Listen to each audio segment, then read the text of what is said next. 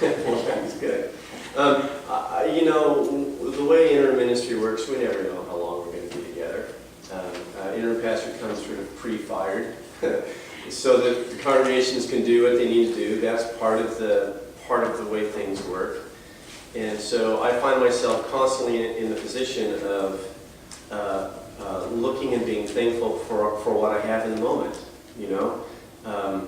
I'm saying goodbye to a daughter who's leaving for college tomorrow. Her boyfriend's taking her this time.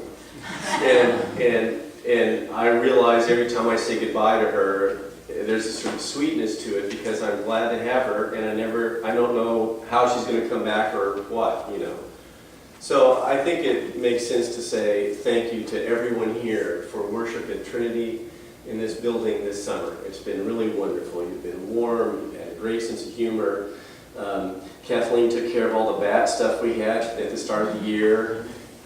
We had some fun with the communion, getting things to go in the right way. We had that baptism family, and we had to reverse things, and the whole side of the church was filled with new people.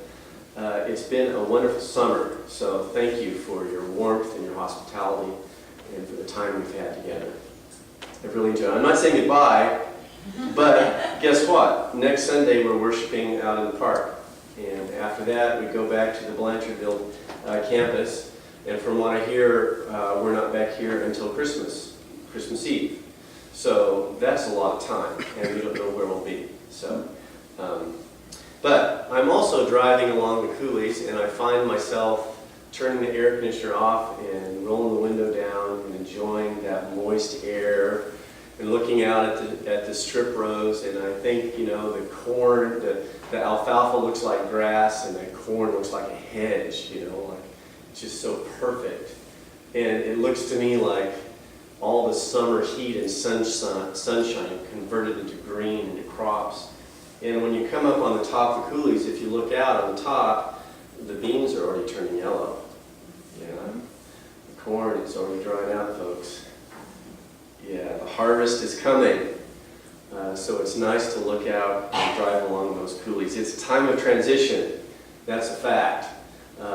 In the landscape and certainly in the reading that we see today when we read together. Peter looks to me like he behaves like a good Lutheran. See, what happens is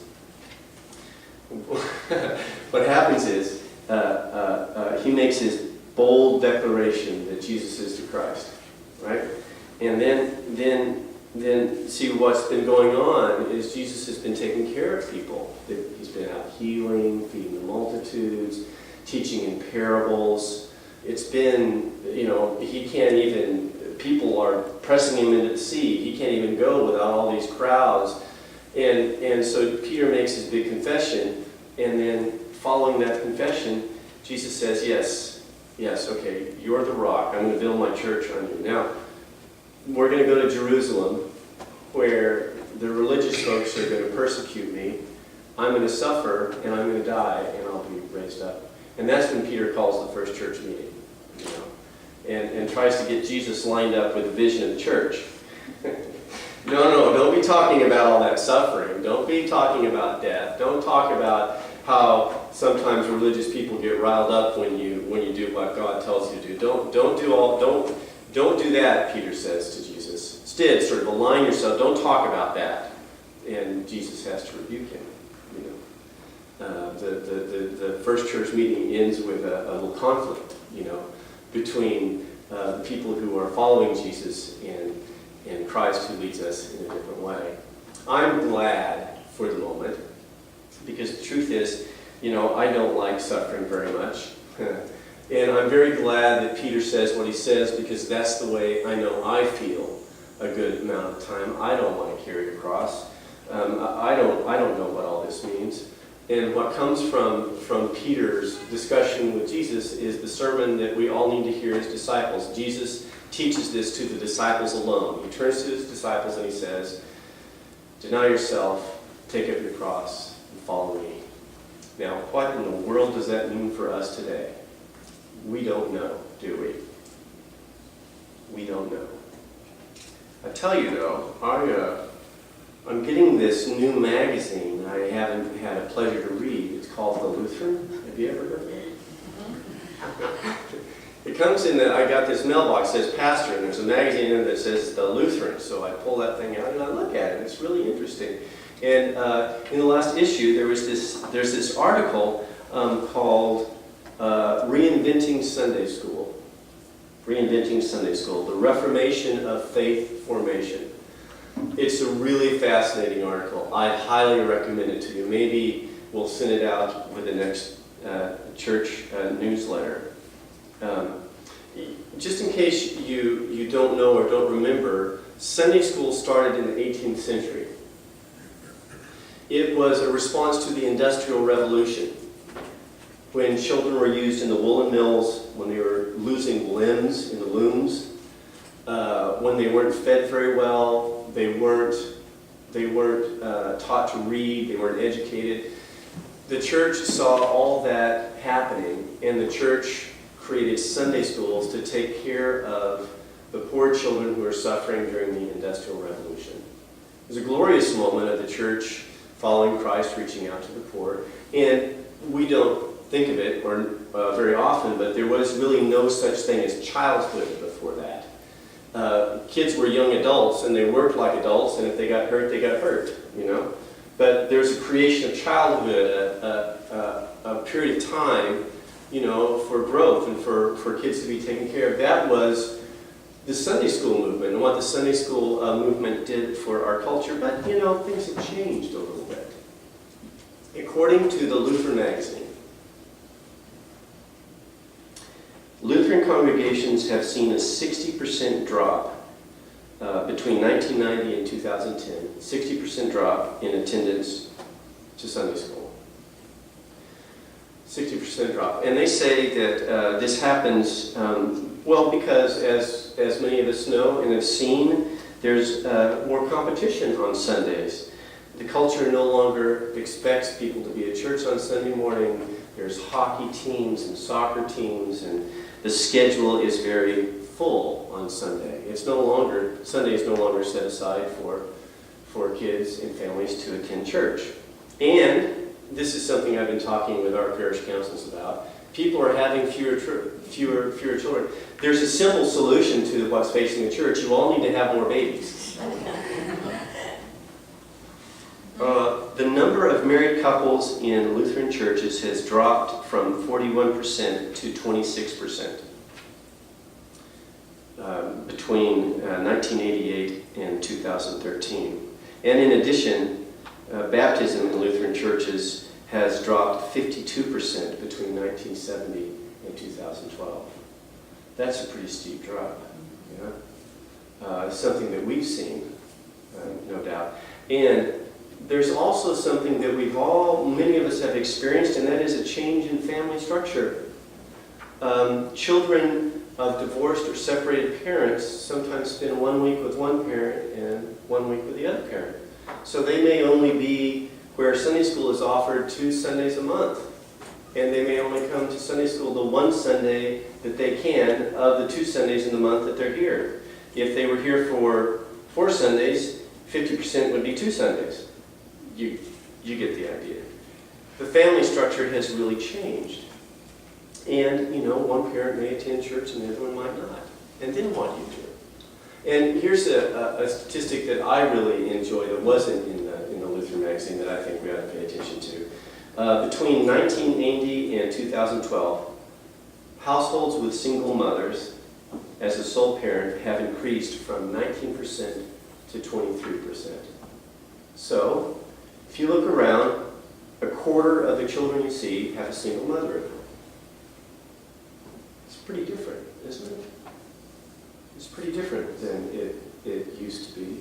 It seems to me there's a moment here that we all ought to acknowledge that what we're experiencing in Pecatonica Parish and Blanchardville Lutheran is no different than all the rest of the Lutheran churches are experiencing.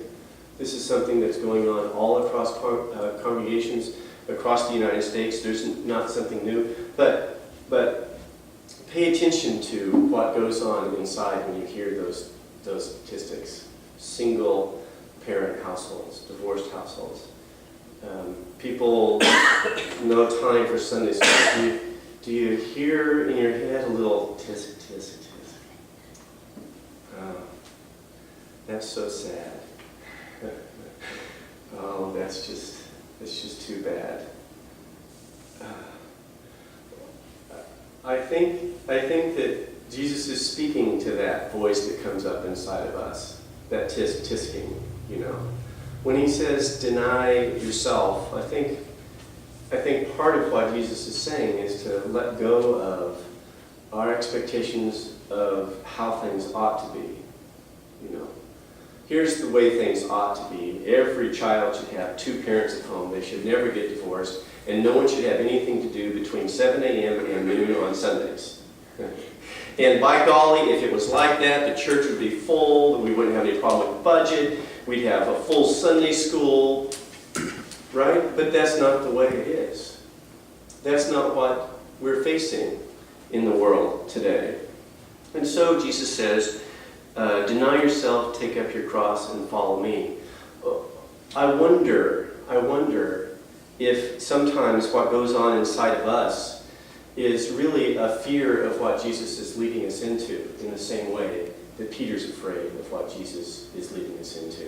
What would it mean for us to follow and serve Christ in a time when, well, people don't have time to come to Sunday school, or when Sunday school might be different than it used to be, or when we find that families might be different than they used to be? What would it be like for us to accept what God has given us instead of saying it needs to be different than it is, for us to do anything with it? It's really an interesting thing to consider, I think. I think that really what we're talking about is death and resurrection. I really do. And the question is whether we believe in resurrection, that Christ offered resurrection to us. I was in a coffee shop in St. Louis one day, and this little girl came in. I think she must have been Catholic because she was wearing her little, tartan dress.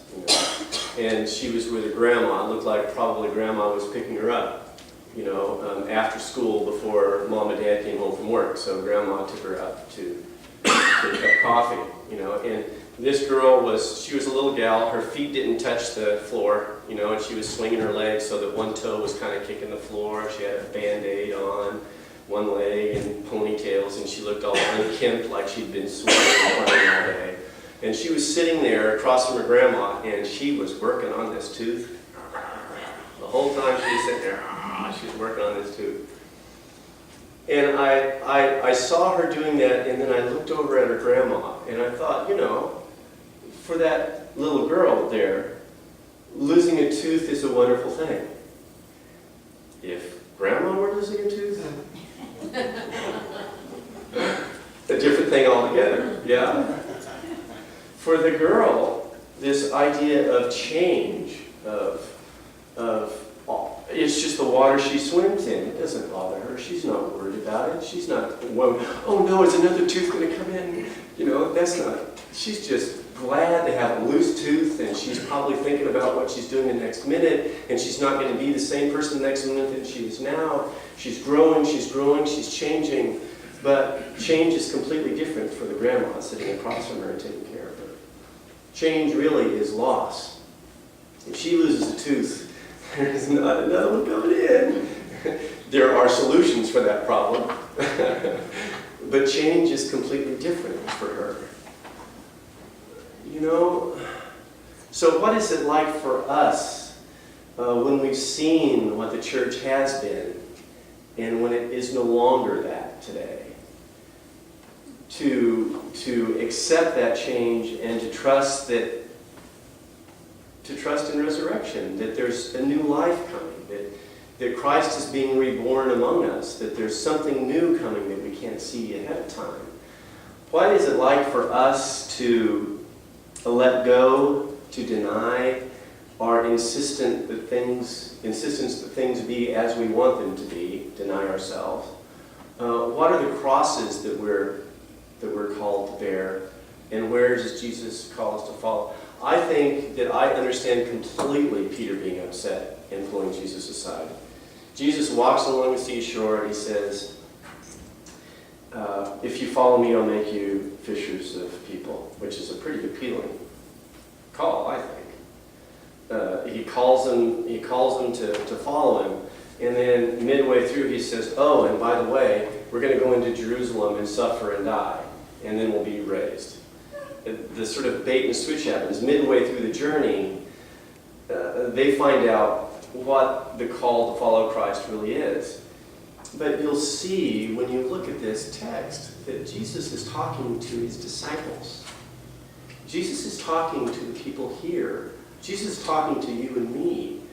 He's talking to us and asking us if we believe enough that God will be with us, if we believe enough in resurrection that we can give up our sense of the way things ought to be and trust and follow Jesus into the way things are. Now, I talked about this with York this morning, and someone said afterwards, oh, I'm just so depressed. All those statistics were so depressing.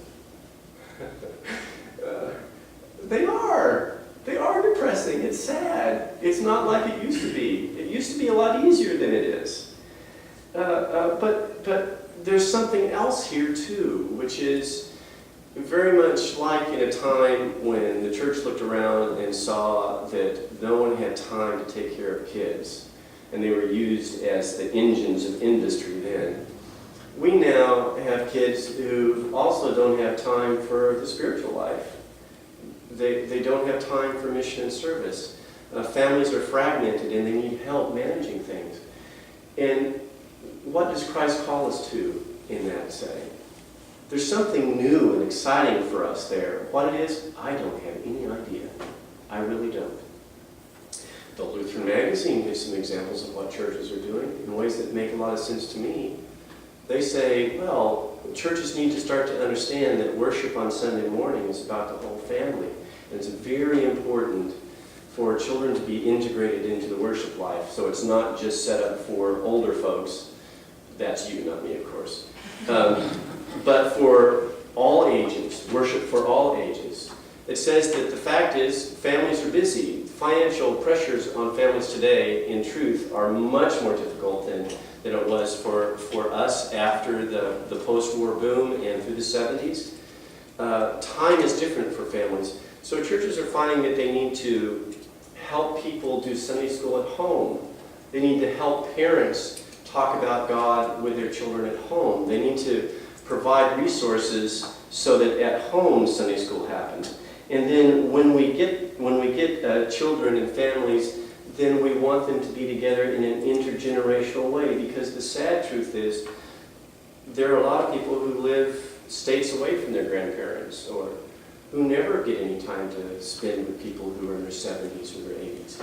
And for the elders to spend time with children in Sunday school is a gift that only the church can offer. There's all kinds of opportunities that are available to us if we're willing to say, thank you, God, for what you've given us in the past. And now what we're going to do is give up our sense of the way things ought to be. We're going to take up a cross, whatever that means for us, whatever sacrifices that we need to make, and we're going to follow into something that makes us very uncomfortable, because it's through that we find the promise of the sure and certain hope of resurrection.